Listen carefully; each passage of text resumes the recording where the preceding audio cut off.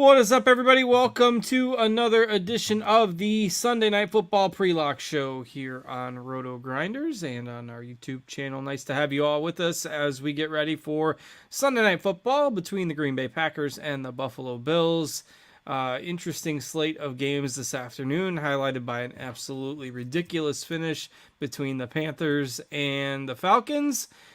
Big days from guys like Alvin Kamara and A.J. Brown, and then a few duds in the later afternoon slate. But we'll see what tonight's game has to bring. And if you're looking to cap it off with some winnings, we'll hope to help you be able to build some good DFS lineups out there for this game. So I am Justin Van Zuiden, aka STL Cardinals 84. I've got TJ Zwarych alongside me. We did the Lineup HQ Premium build show this afternoon. We've already talked about this game once. We'll talk about it again here right before the game starts. So TJ, how you doing? Doing very well. I'm very sleepy, if I'm being honest. So I'm ready to lay down, watch this NFL game, and relax the rest of the evening. How are you doing, Cards?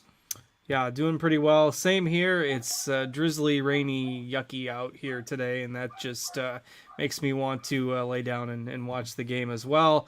I've also got quite a few friends that are big Packer fans and family that are Packer fans. I'm not, but a lot of Packer fans in the area and in my family, so we'll watch with a vested interest for them, because I know that they've been pretty frustrated with the way that their team has been playing over the last few weeks. Unfortunately, it doesn't get very easy for them heading to Buffalo to play what's probably considered the best team in the AFC at the moment. Maybe you can make an argument they're the best team in the NFL, though they haven't played the Eagles yet, and the Eagles are undefeated, so take that for what it's worth, I suppose. But the Bills, certainly one of the top teams in the league. The Packers, a team that has really struggled to move the football. They've struggled against teams that are a lot worse than what they're going to face tonight, and they're on the road, and that's why they're 10.5-point underdogs. The first time Aaron Rodgers has been a double-digit underdog in his career. As far as injury news, the one big one we were waiting on is Christian Watson, and he is active for Green Bay, so perhaps that's a boost to their wide receiver group. Allen Lazard will not play tonight, so Green Bay really thin with their pass catchers this evening. How are you kind of taking in the news and the actives and inactives as we head into this game? Doesn't change much for me. It gives the opportunity to play Christian Watson as a value option tonight.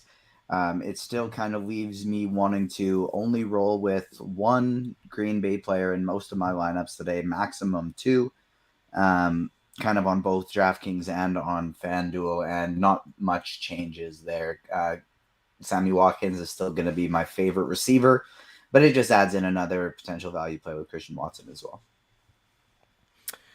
Yeah, for sure. The Green Bay side does offer some value. It's a little bit different on DraftKings than on FanDuel with the pricing. We can kind of touch on that as we go through it. But the cheaper pass catchers for Green Bay are a little more appealing if you're building lineups on DraftKings than if you're building them on FanDuel. But certainly most people are going to side with the Buffalo end of this game. You can see on our screen share, I've brought up the captain projections, and our top three projected own captains are all the top three players from Buffalo, with Allen, Diggs, and Singletary. Then you got a couple of Green Bay guys before you get to Gabe Davis. And so the Buffalo, the top Buffalo skill players are going to take up a little more than half maybe of the captain ownership. So how are you handling kind of your captain selections, whether it's a cash game or a single entry or a mass entry tournament?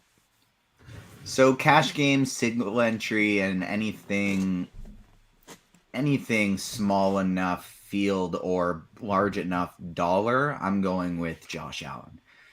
He's just so far and clear and away the top projected play, and he's game script proof. It's so hard to imagine that he's not the MVP unless one specific person singles in and scores all the touchdowns. So when we look at Singletary and Diggs as potential pivots off of him, because people are still going there, it's not really all that enticing for me to use them as pivots. If I were to pivot off of Josh Allen in something larger field, I would go with Gabe Davis, Aaron Rodgers, or even something as crazy as Isaiah McKenzie. Those are really the only three people outside of Diggs or Singletary who I'm not that interested in based on the ownership. In getting to in that captain position, in the MVP position on FanDuel. And so I would rather save the salary and go totally off the board with Isaiah McKenzie, or I would rather go with Gabe Davis or Aaron Rodgers. Yeah, the most people are going to be going to those top options, as we mentioned. I do think that the Davis or McKenzie pivots are interesting. We've got McKenzie all the way down at 2% captain ownership now, a little bit lower than he was earlier in the day. And I don't hate the contrarian like Green Bay plays Rodgers or Dobbs or even Aaron Jones if you are doing 50 plus entries tonight. I am of the opinion that I think Green Bay can keep this semi-competitive, which is good news if you're playing the Buffalo guys too. I mean, it keeps the starters on the field late and doesn't, turns into a blowout and all the backups are in there in the fourth quarter. Then you can get some wonky results there. So I think Green Bay can keep it semi-competitive, but we'll still agree on the Buffalo exposure for most of my captain selections. We'll do kind of some sample builds here for you if enough people hit that like button. If you've done a show with TJ before, he's very persuasive about this. He's much better at it than I am.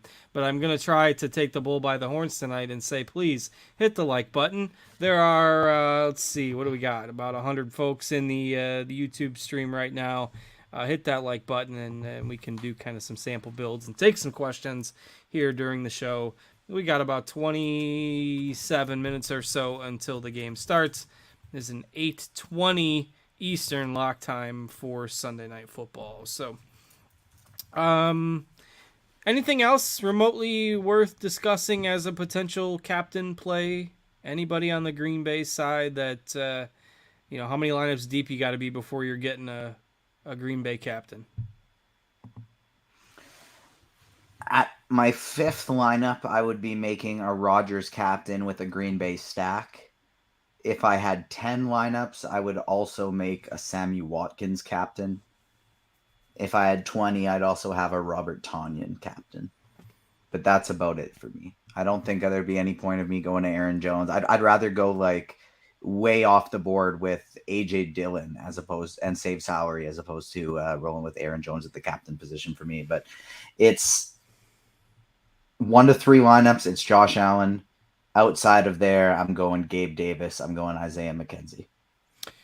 Yeah, and if you do use Jones at captain, it just becomes, I'm not doing this as a sample build. I'm just showing if you try to captain Jones and still get Allen and Diggs in that lineup, you're down to 3,400 per player, and you still have 3 spots left. It's not like you have 2 spots left to fill with that average. So that's getting a little too punty if you're trying to get Jones, Allen, and Diggs all in there. And if you're just trying to go Green Bay onslaught, I mean, maybe that's a little bit easier. But what is the likelihood of that actually happening for a team that's a 10.5 point road dog? So it becomes a little bit difficult if you're trying to get Jones in there. If you're trying to get Dobbs or Tonyan, Aaron Rodgers is even a little more affordable than Jones. It's viable if you start getting into where you're building 20, 30, 40 lineups tonight. So. I would say for the most part, people are going to be captaining Allen. We got 26 people to hit the like button, so good start. And let's talk about running it back then. A lot of times on these showdown slates, we say, hey, both quarterbacks go in. It's like the first 2 guys you click in. Do we do that with Aaron Rodgers tonight, or are you comfortable leaving him off?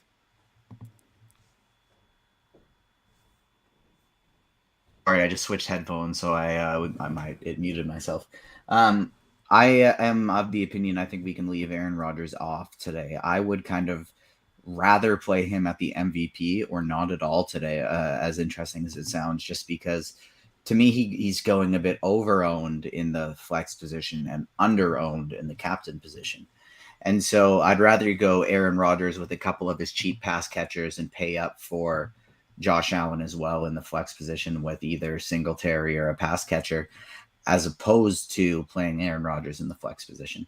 So I think we can leave him off here. We can move to the other flex guys, see what else we have there. And, I don't think we got to even go all the way through a specific lineup here. I think we should give like three or four core, like two to three outside of our captain core plays that work well for cash, work well for tournaments, work well optimally, work well in large fields as well, and then kind of talk about ways to differentiate or work as optimal. All right, so who are some of those core guys that you would start with in, let's say, a cash game build? So for me, it's Gabe Davis, and it's Stephon Diggs. Those are the next two guys that I'm plugging in, and I want to make sure that I have, because whether if Green Bay if Buffalo is up by a lot, they probably had a hand in it. If they're down, that means they're going to be passing, and we've seen both of these guys just put up huge games so far this year, slate breaking games on main slates, let alone a showdown slate. So Gabe Davis and Stephon Diggs would be the first two plugs into my lineup for me. And then I think from there we look for a salary saver on the Green Bay side of things, and then from there it's left to kind of make up our lineups however we like. Yeah, so if I put Diggs and Davis in there, you are left. You're only 3,800 per player for your last three spots.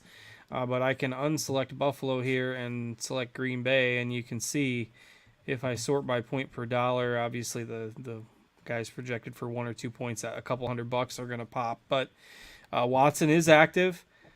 You got Watkins, you got Dobbs. These three guys are going to operate as the top three receivers.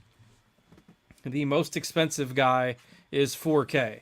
So I guess if you had to pick one to make that fourth kind of core option, which one you taking at those salaries? I'm probably going to go Christian Watson on DraftKings just because he is so cheap. We're going to, like, unless we see in a tweet at the last second here that he's going to be limited, I think we can expect for him to be full go. And that being the case, of this entire group, that's outside of Dobbs, obviously that's the one Rodgers has worked the most with this year. But second is Watson because of the amount of time that Watkins has been out. And so at that 1.4K salary, it allows us to add a second Green Bay receiver for cheap, go switch back to the Buffalo sides, go to somebody like A.J. Dillon or a defense. And it gives us so many different options that I think Christian Watson is kind of our fourth core play here. Yeah, it worries me a bit just because, who knows how healthy he is. But he's cheap enough to where it's probably not going to tank you either way. I think if you want to go with Dobbs instead, that obviously leaves you 3,750. Maybe you have to sacrifice Davis down to McKenzie. But then we start to get into, those are your kind of tournament construction thoughts and guys that you might use as pivots there. But the core kind of build is probably going to be Josh Allen, two Buffalo pass catchers, however you want to mix and match them. Throw Dawson Knox in that mix as well. And then the cheap Green Bay pass catchers. And then we can talk about tight end, kicker, defense. And we talked about this on the show this afternoon. I don't love the kickers tonight. They got heavy projected ownership, and I think Green Bay is going to have difficulty, obviously, stopping Buffalo. They're going to score a lot of touchdowns. So 1 point is not as valuable as field goals. And Green Bay is going to be going into Buffalo knowing that they need touchdowns to win. You don't play conservatively in Buffalo and plan to win a football game. So if it's 4th and 2 from the Buffalo 20, as opposed to kicking a 38-yard field goal, they're probably going to go for it in situations like that, particularly in the middle of the game. Obviously, if you're down by 2 late or something, you kick it. But I think Green Bay will be more aggressive if they get 4th and short in field goal range to potentially go for it on some of those occasions. And I think Buffalo is just so proficient at putting it in the end zone that, do you really want to play their kicker? 2 guys projected for like 6 points at 20+% ownership. If I was on with Will tonight, I know he'd put up a fight because he always loves the kickers. But I think we're kind of in agreement based on what we talked about earlier. The kickers aren't great for me today. I'd probably rather take a shot on that Buffalo defense, maybe one of the tight ends, maybe a backup tight end. Where are you looking at some of these secondary positions? So I want to say quick, if we get it up to 40 likes, if we get 10 more on here, I got a spicy take for helping lineup builds here. Not so much of a take as much as a good stat that I think can help lineup construction a lot for a showdown slate. So give me 10 more likes and we got that popping. It helps us battle the YouTube algorithm is big for us. So we thank you in advance there. So for me, one of my favorite ways to differentiate in tournaments is going like if in a large field, smaller dollar thing, because I'm not so confident in the fade that I'd want to do it in big dollar, is taking out Stephon Diggs and rolling with Isaiah McKenzie basically allows us to do whatever the heck we want with the rest of our lineup. Outside of there, if I want to take some shots on some cheap pass catchers for Buffalo, Tommy Sweeney is inactive, so a $200 Quentin Morris, it just basically guarantees that he's going to be the tight end too in those situations without like in two tight end sets now. And another guy would be Reggie Gilliam, who's their fullback. Just without Sweeney in there, it just any two tight ends, fullback, jumbo type sets, it ensures Gilliam and Morris are the two guys in those sets. Now, because Gilliam is 1.8K, I would rather take a shot on Morris just because he's $200. And basically for both of them, it's touchdown or nothing. Gilliam, he might get a couple passes that aren't touchdowns, but that doesn't help you a whole much at 1.8. Whereas Morris, if he gets a 10 or 20 yard catch, that is pretty darn big at $200. So that'd be the one I'd want to take a shot on. And then my favorite kind of way to differentiate in tournaments would be fading Diggs and playing McKenzie, Davis, and then either Singletary or Knox. We're going to swap over to FanDuel quick, but we got one more like before I get to give my nugget of advice for tournaments, and there it is. Saw a tweet from Ian Harditz, and it showed how snaps in games that Buffalo has won by 3+ touchdowns. They haven't had a game between it's either been 7 or less or 21 or more. And in those 21 or more games, which is 3 games, Singletary is going at about 55% snap rate in those 3 games where they're blowing people out. So if you think it's going to be a blowout, Singletary's probably not the guy you want to be having in that lineup, because in blowouts, it's Zach Moss and it's James Cook who get more involved in there. So if you think this is going to be a complete Buffalo onslaught, it's probably more optimal to go the route of Allen with Diggs, Davis, McKenzie, and without Singletary, and adding in a cheap punt of a running back like Moss or Cook, hoping they punch one in a blowout. Whereas if you think this is going to be a tight game, you want to roll with a few Green Bay players, you think this spread is going to be close, that's the type of lineup you probably want to get Singletary involved in, because in the games that are within 7 points or less, Singletary's played upwards of 80% of snaps in those games. It's 79, 80, and 88%. So Singletary is basically a legit RB1 in close games, and he gets half of the snaps or around half the snaps in games that are blowouts. So that's something to keep in mind when you're building your lineups. We got a DK question in the YouTube chat before we transition over to FanDuel, and that's single entry on DraftKings, Dylan or Dobbs. That's Dobbs for me. How about you, Cards? Yeah, definitely Dobbs for me with the full PPR, and just Dylan, it's a tough game script potentially for him.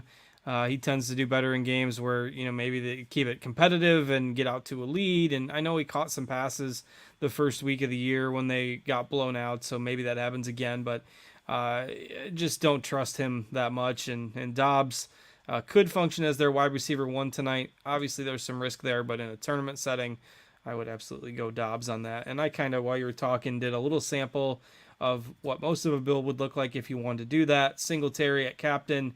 You can still get Diggs and Allen in there. Get your 2 cheap Green Bay pass catchers. And then you've got 8,600 for your last spot. That comes together pretty well if you want to do a game where maybe Buffalo gets out to a pretty good lead and then Green Bay is just chucking it to come back from behind. So that is most of the discussion that we need to have, I think, on DraftKings. I will pivot it over to FanDuel, and we'll bring up the game on there.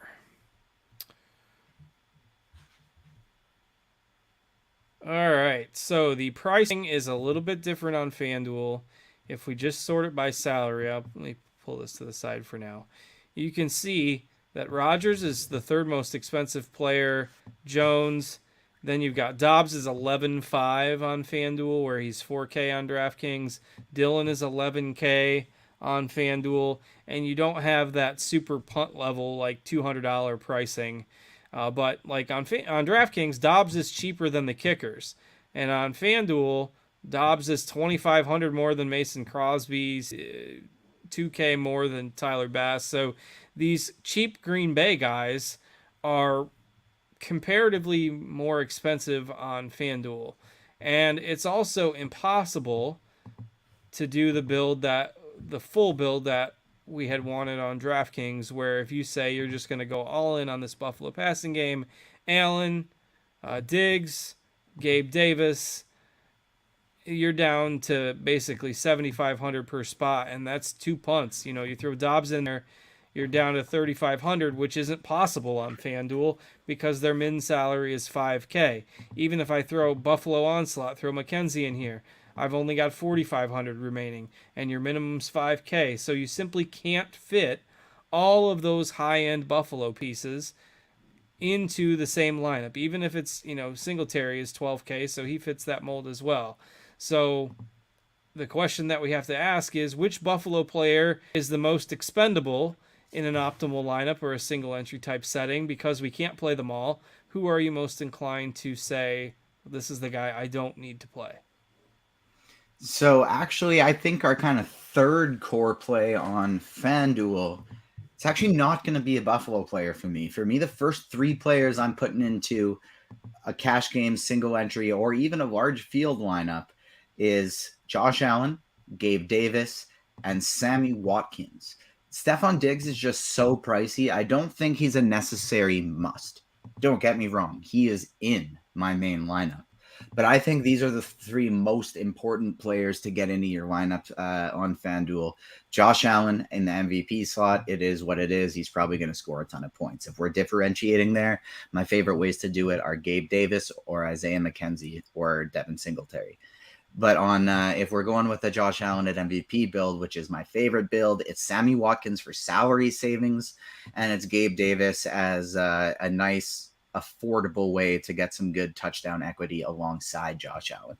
Now, my next personal favorite way to go about this is Stephon Diggs and then a second punt. You can go with Christian Watson. You can go with Amari Rodgers. You can go with Khalil Shakir, Quinton Morris. Any of those guys I think are reasonable options.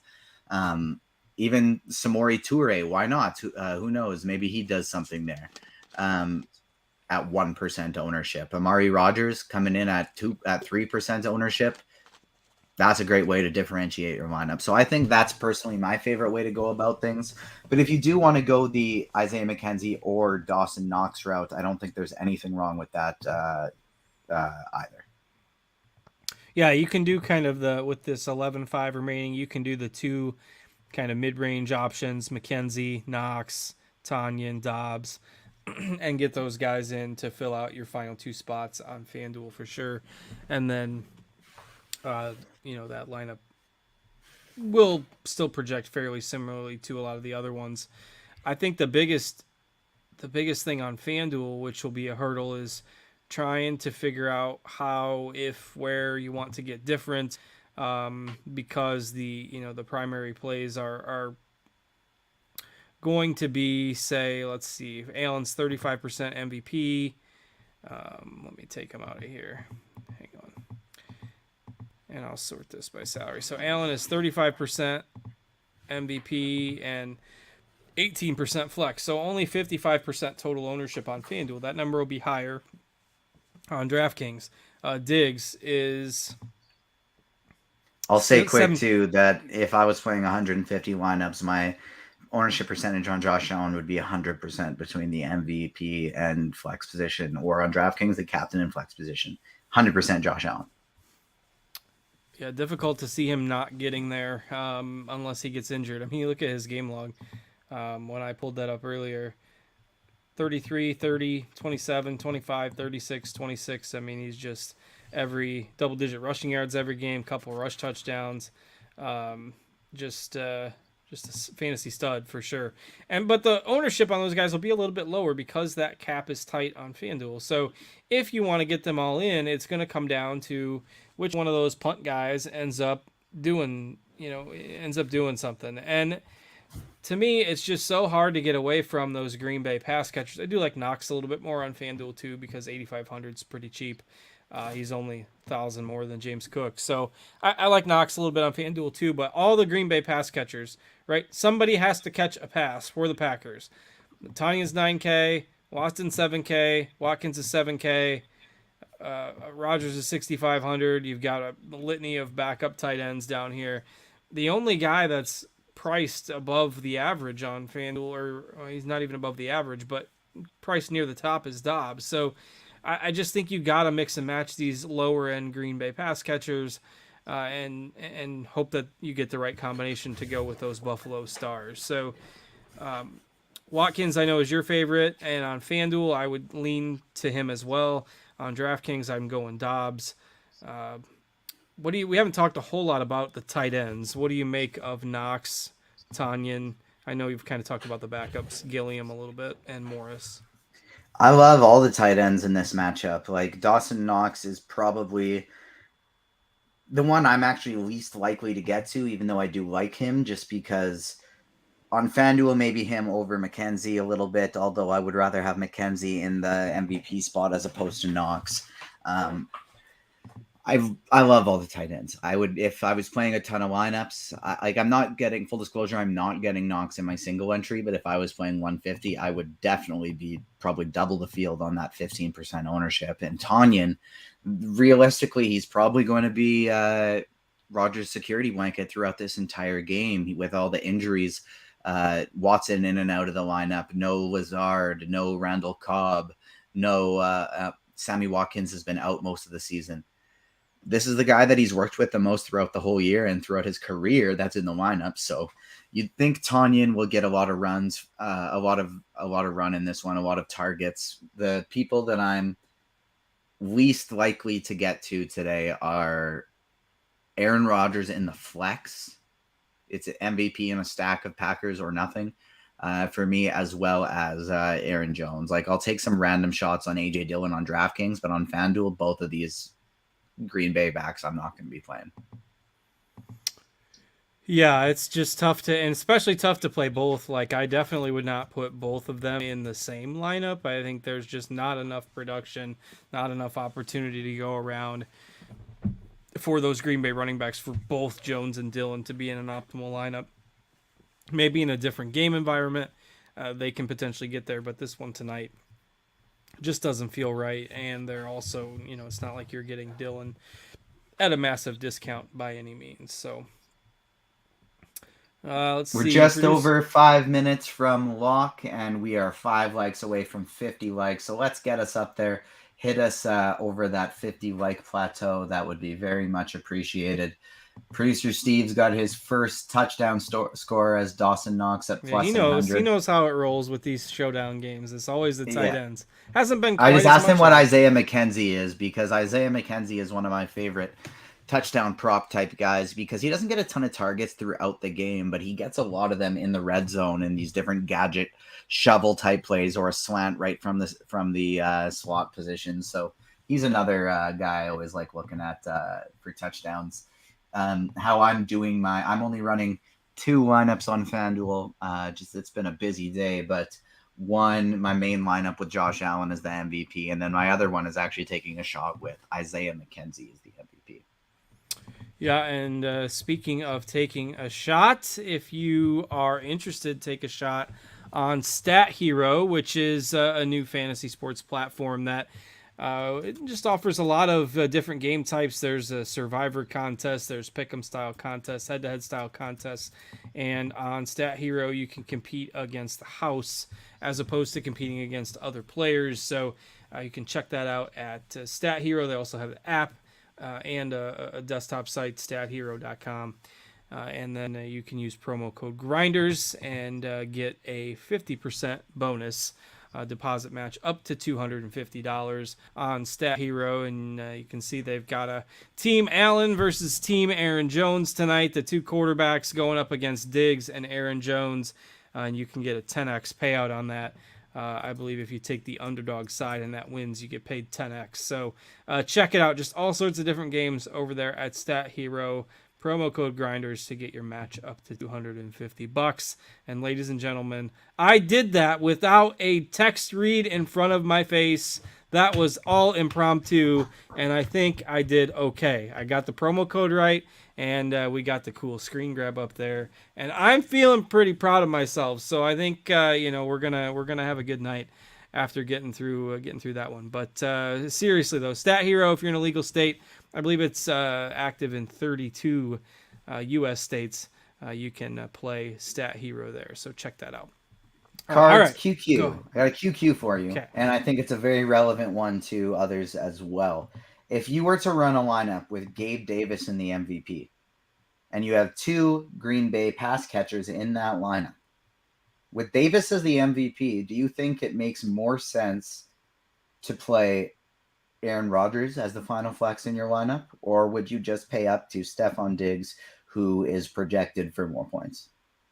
I think if you got two great Green Bay pass catchers, you try to get Rodgers in that type of build, and then you hope that would that also be significantly higher owned, or is that just too? I don't think so. I mean, it's low enough. The Packers as a whole are low enough. If you think about if you're putting 4 pass catchers in that lineup, then you don't have a quarterback, and you really got to hope that those 4 pass catchers are the ones doing everything.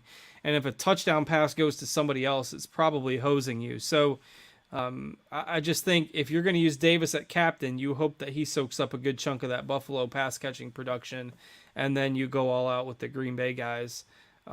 Probably not a right or wrong answer to that. Obviously, if we had a crystal ball, we'd be able to tell you. But I think given those circumstances, I would play Rodgers over Diggs in that type of lineup construction. Yeah, I think that makes sense as well. All right. Let's see. McKenzie plus 1,500 to score the first touchdown. That's not too bad a line. I don't hate those odds for sure. Plus 1,500. That's a good one. Throw that in there too. There will be touchdowns tonight from Buffalo. It's not going to be like that one Thursday game where it was 12-9 with no touchdowns. And if you bet a first touchdown scorer by the end of the game, there just wasn't one. And somebody out there somewhere bet no touchdowns in that game and took it to the bank at like plus 5,000. But it wasn't the game that we hope will be replicated again, unless you're trying to be put to sleep. But all right, final thoughts. We got a minute or two here before lock. I don't see anything surprising. Haven't seen anything on a specific role for Watson. I have to presume that he's going to be the third receiver there along with Watkins and Dobbs, but there is certainly a little bit of risk. Any final thoughts from you before we hit lock here? No, that's about it. I really like my Buffalo pass catchers. Thanks, everyone, for getting us over 50 likes on DraftKings. It's all out Buffalo onslaught for me, just mixing in 1 or 2 Packers cheapies. On FanDuel, it's a little bit tougher to make that happen. I'm still prioritizing Josh Allen and Gabe Davis, as well as Sammy Watkins as a salary saver. And then I'm basically making a decision. Do I want to play one of Stephon Diggs or Isaiah McKenzie? That's my other decision I'm trying to make there. All right. I don't see any additional questions in the YouTube chat. I think we've got everybody all set for their lineups. And by the time this comes along your way, you will basically be at lock. So make sure you get everything saved and enjoy the game, everyone. We appreciate you hanging out with us on this Sunday Night Football pre-lock show. We'll be back tomorrow for Monday Night Football, the Browns and the Bengals on Halloween night. Enjoy the Halloween holiday, everyone. Sort of holiday, I guess. Some people think it is, some don't. But with kids, it's a holiday. So enjoy it, everyone. Thanks to Steve for producing behind the scenes for us as well. And enjoy the game, everybody. For TJ, I'm Justin. We'll be back at you tomorrow with our usual slate of NBA and Monday Night Football content over at RotoGrinders. Take care, everyone.